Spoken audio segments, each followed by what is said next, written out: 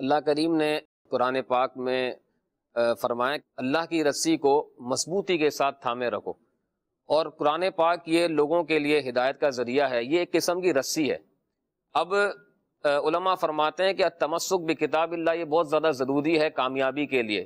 تمسک کیا ہے؟ تمسک کا مطلب ہوتا ہے مضبوطی سے تھامنا۔ اب قرآن پاک تو ایک رسی کا کام سر انجام یوں دے رہا ہے کہ اپنے لوگوں کو اپنی طرف بلا رہا ہے، ایک مضبوط انہیں راہ دکھا رہا ہے، لیکن رسی اس وقت کارآمد ہوتی ہے کہ جب رسی بھی مضبوط ہو اور تھامنے والا بھی مضبوط ہو۔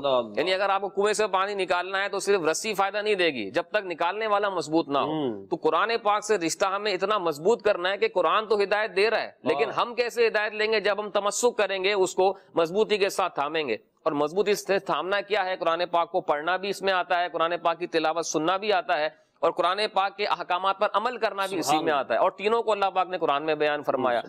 اب احادیث مبارکہ میں بھی اس کے کئی فضائل حضور علیہ الصلوۃ والسلام نے بیان فرمائے ہیں۔ نبی پاک علیہ الصلوۃ والسلام نے ارشاد فرمایا کہ علیک بتلاوت القرآن، تم پر قرآن پاک کی تلاوت لازم ہے، اس لیے کہ یہ دنیا میں تمہارے لیے نور ہے اور آخرت میں تمہارے لیے خزانہ ہے۔ واہ واہ واہ۔ اور ارشاد فرمایا کہ ہر چیز کے لیے ایک شرف ہوتا ہے جس پر بندہ فخر کرتا ہے، اور میری امت کا فخر قرآن پاک ہے۔ یہ اللہ پاک نے کیسا انعام بندوں کو عطا فرمایا کہ بندہ اس پر فخر کرتا ہے کہ اللہ پاک نے اپنے محبوب کے ذریعے سے ہمیں یہ عظیم کتاب عطا فرمائی ہے۔ کوئی فلاں کا فخر ہے تو کوئی فلاں کا فخر ہے، ہم دیکھتے ہیں کسی رکشے پہ لکھا ہوتا ہے فخر فلاں، کسی پیچھے کیا نام ہے ٹرک کے لکھا ہوتا ہے فخر فلاں، کسی بڑے شخص کے ساتھ لکھا ہوتا ہے فخر فلاں۔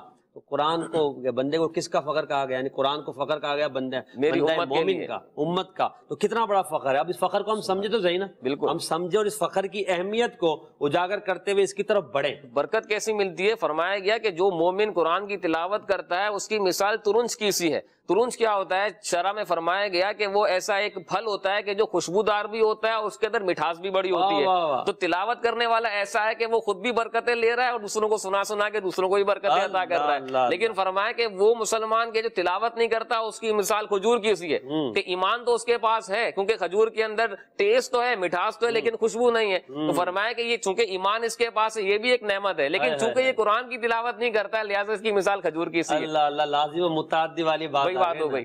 بالکل، وہ ایک تو خود ہی فائدہ ہے، وہ دوسروں کو فائدہ نہیں پہنچا رہا، اور قرآن کی تلاوت کرنے والے کا فائدہ دوسروں کو بھی پہنچتا کہ لوگ سنیں گے تو اسے فائدہ بھی ہوگا، خود اس کی ذات کو بھی فائدہ ہوگا نا۔